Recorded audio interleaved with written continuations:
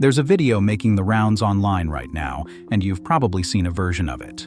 A weathered hand lifts the lid off a terracotta pot sitting in a barn somewhere in rural Pennsylvania. Inside, crisp lettuce, firm tomatoes, and eggs that have been sitting there for days, without a single watt of electricity touching them. The narrator leans in close to the camera and whispers the words that have now been repeated across 100,000 thumbnails. Big Tech doesn't want you to know this exists. A $20 Amish fridge that runs on nothing. The comments fill with outrage. People swear they have been lied to their entire lives. Someone claims the electric companies are behind it. Someone else says the CIA knows. And buried under all that noise is something genuinely extraordinary. A piece of engineering so elegant and so old that it makes the modern refrigerator look almost comically overbuilt. The only problem is that almost everything the viral videos tell you about it is wrong. So, let's do something radical. Let's actually look at what this thing is, where it came from, what it can and cannot do, and why no one is hiding anything from you at all. The device in question has a real name, and it is not the Amish fridge. It is called a zeer pot, sometimes referred to as a pot-in-pot refrigerator. The construction is almost embarrassingly simple.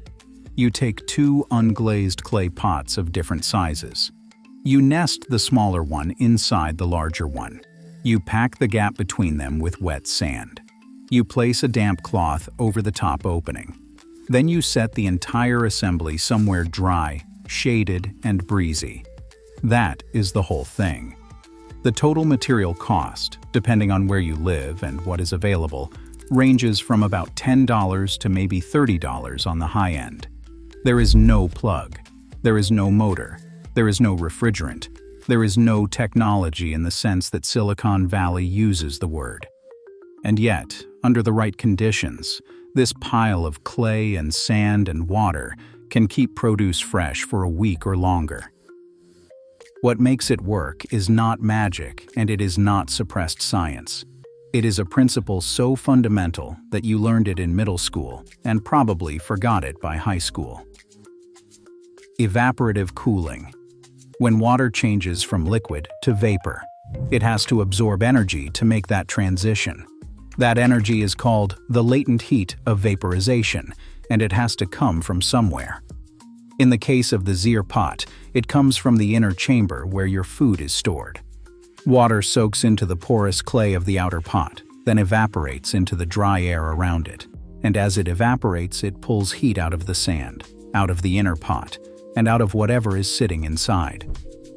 The result is a measured and repeatable drop in temperature of anywhere from 8 to 18 degrees Celsius below ambient. Interior humidity rises into the 40 to 60% range, which is ideal for preventing leafy vegetables from wilting. But here is the critical caveat that none of the viral videos mention. It only works in hot, dry climates with consistent airflow. If the outside air is already saturated with moisture, there is nowhere for the water to evaporate to, and the whole system collapses. A zeer pot in Florida in August is just a pot with wet sand in it. So, who invented this thing? This is where the Amish framing really starts to fall apart. The earliest versions of evaporative clay cooling go back to ancient Egypt and Mesopotamia, around 2500 BCE. Archaeologists have found porous water jars designed to keep their contents cool in the desert heat. Similar devices show up across North Africa, the Middle East, and South Asia for thousands of years. The modern version, the one that sparked the global development movement around this technology, was created by a Nigerian teacher named Mohammed Bah Abba in the 1990s. Abba grew up in a family of pot makers in rural northern Nigeria, watching subsistence farmers lose significant portions of their harvests to spoilage in the days between picking and selling. He refined the pot-in-pot design, tested it systematically, and began distributing it to villages across his region. In 2001, he won the Rolex Award for Enterprise for his work. His design spread across 11 Nigerian states and into several other African countries, where it became a flagship tool in rural development programs. It has been written about in major international publications, featured in MIT research, and documented in United Nations reports. None of this is hidden. None of it ever was. But the Amish connection is not entirely fabricated either. Amish communities do use a whole toolkit of non-electric cooling methods, and they are genuinely impressive. They use propane and natural gas absorption refrigerators that rely on ammonia and water circulating through a closed system driven by heat rather than a compressor motor. They maintain ice houses, stone or wood structures where blocks of ice harvested from ponds and streams in winter are packed in sawdust and will keep for nearly 12 months. They build spring houses, small stone buildings constructed directly over cold running water, where dairy and perishables are stored in basins that the spring itself chills. And they use root cellars, underground rooms that take advantage of the stable ground temperature to preserve vegetables, apples, and cured meats through the winter. All of these are real, all of them work, and all of them are the product of generations of practical engineering by people who cannot or choose not to use electric grids. But none of them are the zeer pot, and lumping them together under a single viral label does a disservice to the specificity of each method. The science behind the zeer pot is not some underground fringe thing. It has been rigorously studied. The MIT D-Lab, a development engineering program that specifically works on low-cost technologies for the global poor, conducted extensive field trials in Mali and Rwanda. They built detailed heat transfer models of the pot-in-pot system and validated them against real-world measurements within a margin of 6% error. Their results, which have been published in peer-reviewed journals, including the American Journal of Physics, show that leafy greens that would last about 1 day at ambient temperature can last 4 or more days inside a properly constructed zeer pot. Eggplants go from a shelf life of 3 days to 9 days. Tomatoes, okra, and carrots can last 5 to 10 times longer than they would sitting on a counter. For a farmer whose income depends on being able to get produce to market before it rots, those numbers are not incremental. They are transformative. So, about this cover-up. Let's say the quiet part out loud. There is no cover-up. There cannot be a cover-up, because there is nothing to cover up. The zeer pot is widely documented in MIT publications, profiled on Wikipedia, described in Rolex Foundation press releases, featured in academic journals, and taught in university engineering courses around the world. If big tech were trying to suppress it, they would be doing the single worst job of suppression in the history of corporate conspiracy. What viral videos are actually exploiting is the gap between what the zeer pot does and what they imply it does. Because here's what a zeer pot cannot do. It cannot freeze food. It cannot safely preserve dairy for long periods. It cannot store raw meat. It cannot function in humid climates, which covers a huge portion of the world's population. It requires daily refilling with water. It requires consistent airflow, which means it does not work well indoors. It is a produce preserver. It is not a refrigerator in the sense that your kitchen has one. No corporation has ever suppressed it, because quite simply, it cannot replace the appliance they are selling you. It serves a completely different market, one that the modern refrigeration industry has never even tried to serve.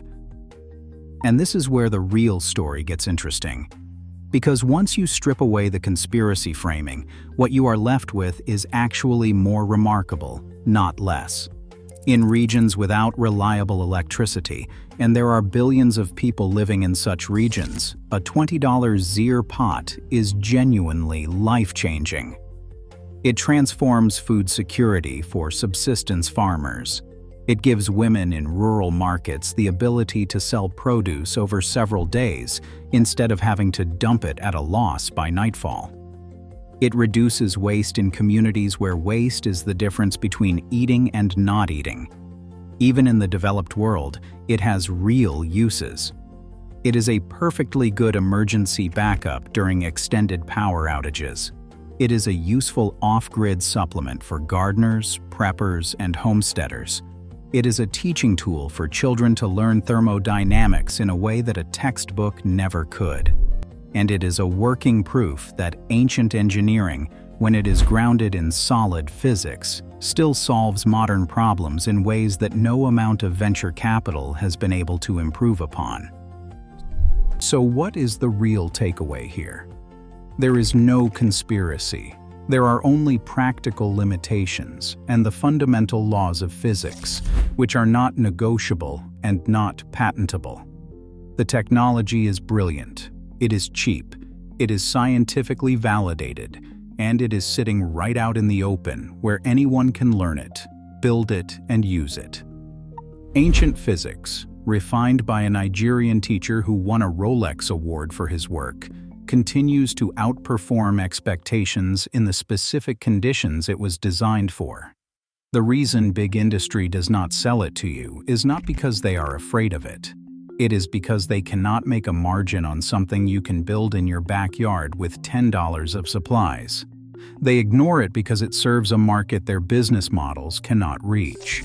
And that is not suppression. That is just the way markets work.